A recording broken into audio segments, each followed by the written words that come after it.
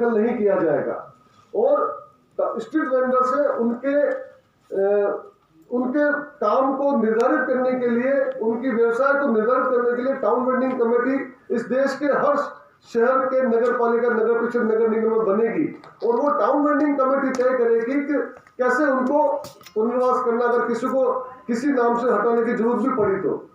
हमारे उदयपुर में 10 से 15,000, 12 से 15,000 हमारे स्ट्रीट वेंडर्स हैं। हम लोग लगातार उनके लिए लड़ रहे हैं।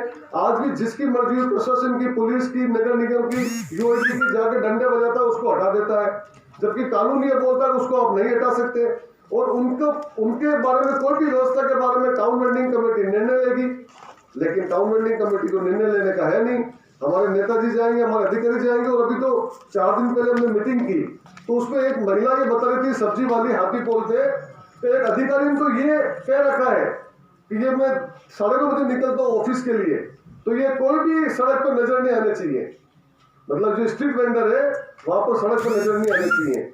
हमारे हॉस्पिटल रोड पे जो 35 जो स्ट्रीट वेंडर्स हैं, जो 40, 50, 30 साल से काम कर रहे थे, उनको 12 अगस्त 2020 को हटाया, 11 महीने ऊपर हो गए, लेकिन उनको वापस रिएबलेट नहीं किया, जबकि ये कानून है।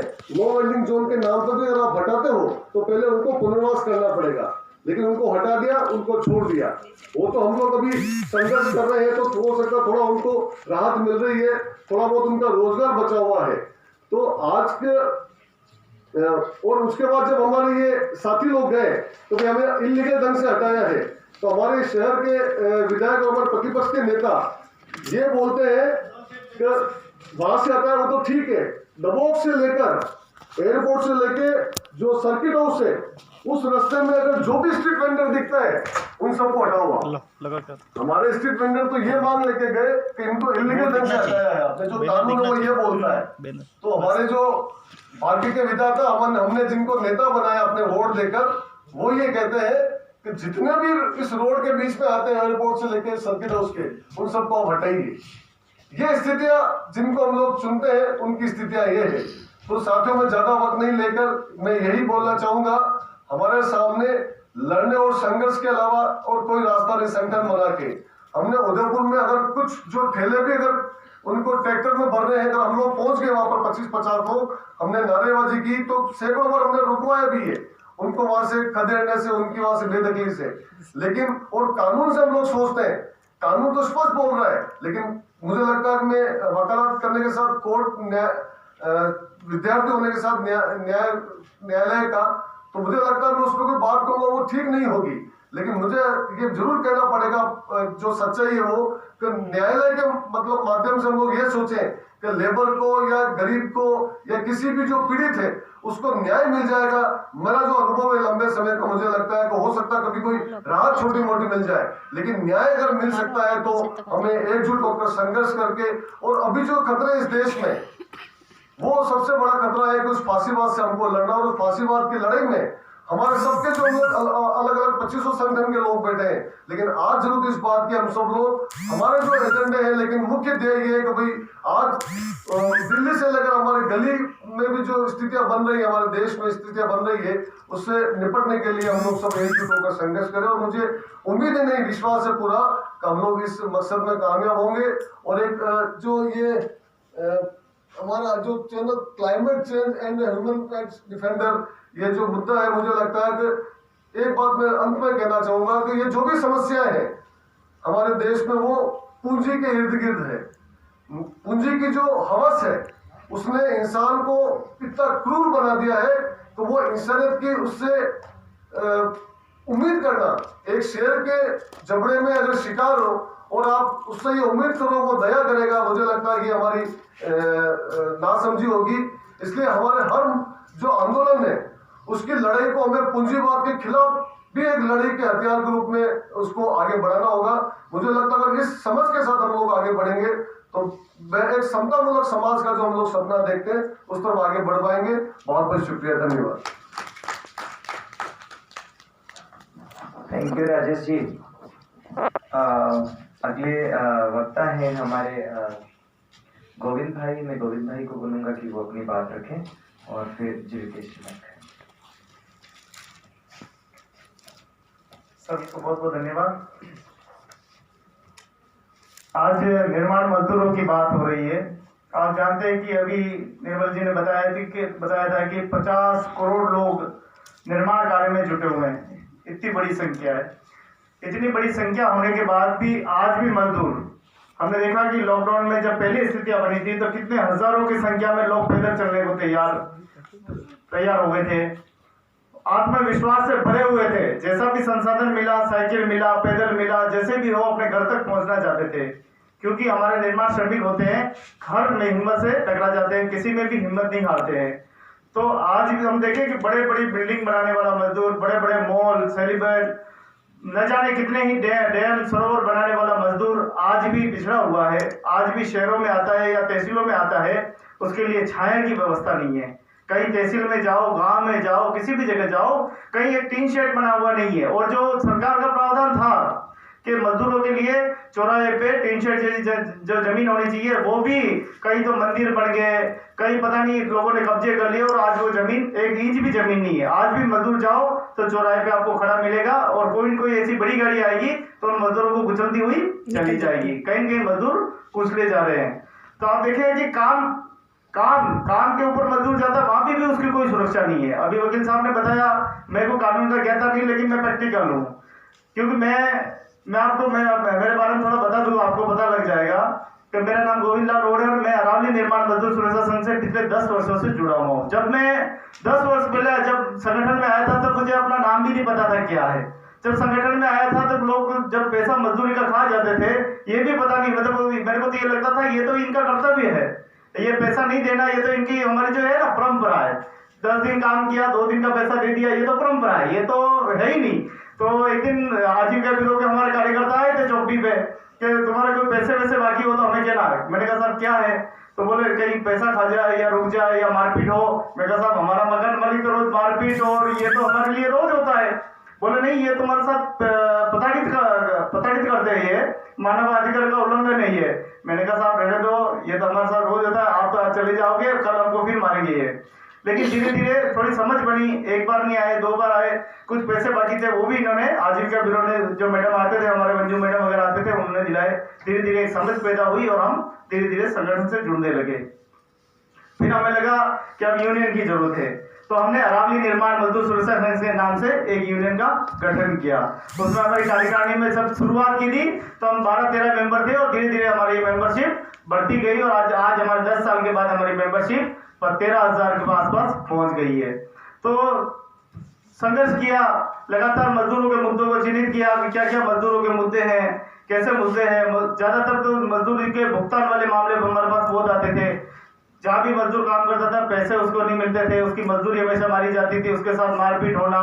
और महिलाओं के साथ तो आप देखें कि आज भी कई काम पे जाती है तो श्योरिटी भी नहीं है, उसके साथ कोई हादसा हो जाएगा कोई गारंटी नहीं है। इसलिए महिलाओं की स्थिति तो आज भी दयनीय बनी हुई है, तो उसमें भी हमें काम करने की आवश्यकता है। एक मजदूर को जानकारी नहीं होती, अनपढ़ होता है, पढ़ा लिखा नहीं होता है, तो ऐसे अभाव में वो नशा पता भी करता है और बीड़ी सिगरेट तंबाकू जैसी चीजें करता है, वो अपने आप को मारा। तो उसके प्रति भी आज संगठन एक जागरूकता अभियान चला रहा है, उनको समझाने की पूरा कोशिश कर रहा है। इसके साथ ही जो हमारा कल्याण मंडल बना हुआ है, योजनाएं जो सरकार ने निर्माण की, उसके लिए भी अभी वर्तमान में संगठन पूरा काम कर रहा है और करीब करीब मैंने बताया कि 13,000 लोगों को हमने लाभ से जोड़ा है और लगातार और भी आगे प्रयास जारी है। इसके साथ ही एक बहुत बड़ी मांग उठाई जा रही है। लगातार सरकार तो काम करती है, उनके अधिकारी भी काम करते हैं, लेकिन जवाब देने वाला कोई नहीं है, कोई पूछता ही नहीं है। हम मांगते हैं कि साहब इस बार कितने लोगों को छात्रवृत्ति मिली, तो अधिकारी कहते हैं हमें तो कुछ पता ही नहीं है, हमें जानकारी नहीं है। तो हम एक कानून की मांग कर रहे हैं जो ट्रेड यूनियन सभी मिलकर कर रहे हैं, जवाबदेही कानून की। उसमें अरावली यूनियन की बहुत बड़ी भूमिका और हमारे साथियों ने बड़ी संख्या में जाके जयपुर में रैली निकाली है। करीब 3 बार हम लोग जा चुके हैं और भी जाना पड़ेगा, तो हम बड़ी संख्या में जाएंगे और इस कानून को लागू करवा के रहेंगे। आप सभी का सहयोग भी इसमें सराहनीय है। जहाँ जहाँ आप हमारा सहयोग करेंगे तो ज्यादा अच्छा रहेगा। ये सभी की मांग है, ये सभी मजदूरों की मांग है, ये सभी दुनिया भर में जितने भी अधिकारी काम करते हैं वो जवाब नहीं देते, तो उनको जवाब देना पड़ेगा। एक ये मांग है। दूसरा मुद्दा हमारे जो यूनियन का है वो है बाल श्रम मुक्त। पूरे प्रदेश में आप देखिए गोविंदा, इधर बरवाड़ा, ये जो क्षेत्र है, यहाँ से बड़ी संख्या में गुजरात और न जाने कितने ही कारखानों में बच्चों को ले जाया जाए। ये सारे मजदूर के बच्चे हैं जिनको छोटी लालच देके बच्चों को ले जाया जाता है। इसके लिए हमारा संगठन पिछले 2 सालों से लगातार नजर रख रहा है। लगातार बच्चे जिस बस में जाते हैं उस बस की सूचना हमारे जो यूनिट है, बाल तस्करी यूनिट है, उनको देता है और लगातार उन पर कार्रवाई की जा रही है। और अभी आप देखेंगे धीरे धीरे बच्चों की जो है संख्या बाल श्रम के कम होती जा रही है। ये बहुत खुशी की बात है और आने वाले समय में हम कोशिश करेंगे कि इसको बिल्कुल मुक्त बनाए, बाल श्रम मुक्त बनाए। इस तरीके की हमारी जो यूनियन की है वो कार्यशैली है। और वकील साहब ने बता ही दिया कि कानून तो इतने जोरदार है कि इस कानून के तहत आज दिन तक मकान मालिक को छोड़ो चूहा भी जेल नहीं गया है ना। तो कानून को भी मजबूत बनाने की हमें जरूरत है। मजबूत कानून होंगे तो ही हमारा जीवन बचा रहेगा। आज संविधान है इसीलिए हम लोग बैठे हैं, संविधान है इसीलिए हम रोड पे चल सकते हैं। संविधान ने हमें जो अधिकार दिए हैं उसी के बलबूते हम जिंदे हैं और इस संविधान की रक्षा हम कैसे और बढ़िया कर सके, इसको कैसे और बचा सकते, उस पर हमें विचार और मंथन करने की आवश्यकता है। आप सभी ने आज जगह बोलने का मौका दिया और आप सभी विभिन्न संगठन से पधारे, मैं आपका बहुत बहुत धन्यवाद, आभार व्यक्त करता हूँ। जय हिंद, धन्यवाद, जिंदाबाद। तो अभी इन्होंने बताया कि चौकटी पे जो खड़े रहते हैं उनको जगह नहीं मिलती, तो क्या हमने सोचा है कि हम उनका रजिस्ट्रेशन कर रहे हैं, उनको मेंबर बना रहे हैं?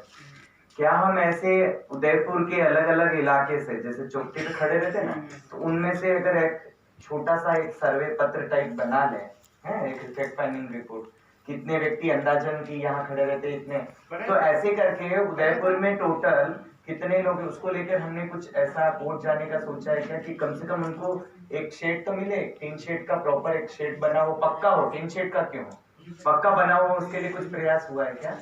वकील साहब इसके बारे में बात हुई थी ना, टीन शेड के बारे में, जो छाया के लिए वो लगाए थे 3 जगह, लेकिन बाद में वो लोग ही नहीं ऐसे बोलने वाले। हाँ, तो हम लोग एक अगर एक रिप्रेजेंटेशन बना के दें और इसके लिए तो एक बार अगर वो रिप्रेजेंटेशन होगा तो एक डॉक्यूमेंट अगर क्रिएट हो जाएगा तो उसको लेके कोर्ट मूव कर सकते हैं। कम से कम इनके खड़े रहने के लिए इतने 1000 मजदूर हैं। उसमें बजट भी प्रावधान किया स्टेट गवर्नमेंट ने, बजट भी लैप्स हुआ था वहां से।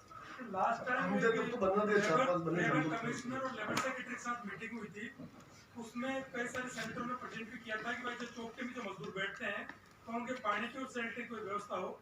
तो उन्होंने कहा हमारे पास पैसा भी है, हम देना भी चाहते हैं, करना भी चाहते हैं, पर जो निकाय है, नगर निकाय है, वो उसके पास जमीन नहीं, वो जमीन दे तो हम ये कर दें। जमीन नहीं सबसे बड़ा, तो हम कहीं ना कहीं इसको जमीन और ये लकुना आ रहा है उसको देख कर लड़े तो सफलता मिल जाए। वो विभाग कह रहा है पैसा है, पैसा और बढ़ाओ, नगर निगम और नगर पालिका के लिए हमारे पास जमीन नहीं है, तो हमें दोनों को इसमें जोड़ना पड़ेगा। हम थे पार्षद तो 5 जगह बनवाए हमने, फिर बाद में वो निकल गए तो फिर बाद में बोलने वाले लोग नहीं अंदर, तो वो पेंडिंग है। तो वही है कि वो जमीन वाला जो मुद्दा आ रहा है, अगर इसको भी लेके जाएंगे तो कहीं कुछ कर, वो तो सरकार की जिम्मेदारी है ना।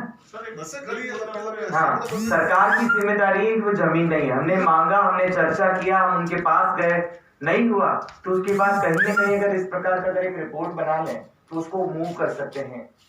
आप बस करेंगे जिम्मेदारी जिम्मेदारी बस खड़ी है शहर में। करेंगे ना, संगठन करेगा। तो ठीक है, बहुत अच्छा जो अरावली संगठन ने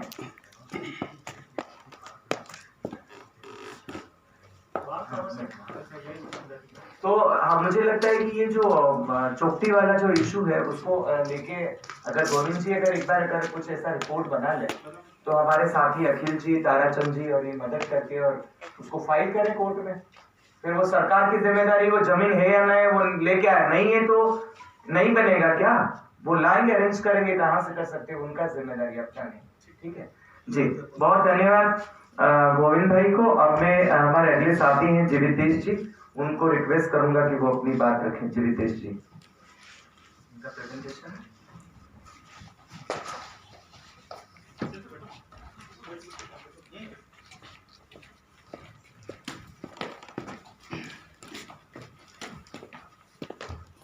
हमारा मोबाइल का हाँ, सबको नमस्ते। मतलब ज़्यादा समय नहीं लूँगा, मैं समय